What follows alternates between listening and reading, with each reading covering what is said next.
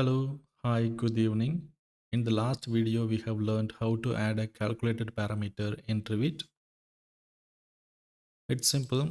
If you go to field, you can add a calculated parameter here. So after the calculator parameter, we have an option called combine parameter. So we are going to learn how to use combine parameter in Revit.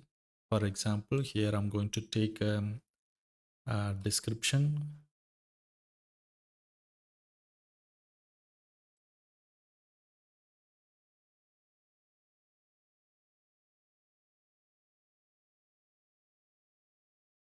Let's say type mark and width. Okay, I have type mark and width. I think this description is not required. So let's see. See here, I have a type mark C04 and width is 2 feet.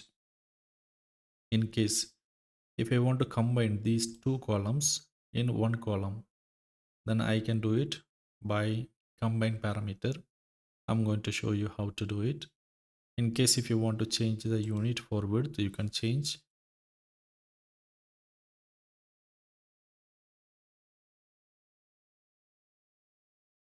610. It is showing 610. So now I'm going to show you how to combine these two columns in one column. Okay, let's go to field again. Here you have to select combine parameter. So you can take any parameter. Let's take width and type mark. You can make it up or down. You can arrange the parameter. So first parameter is type mark. So after that, so we need a hyphen. After I need a width.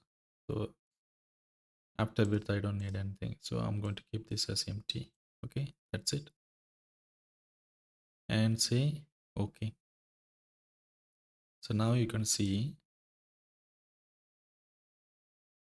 type mark hyphen width C04610.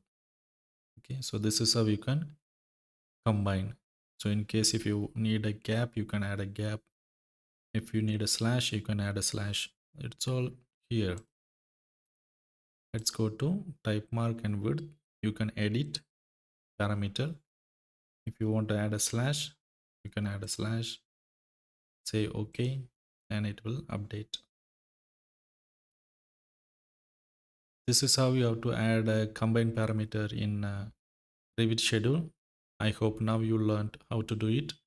If you have any doubt, please let me know. Thank you. Bye bye.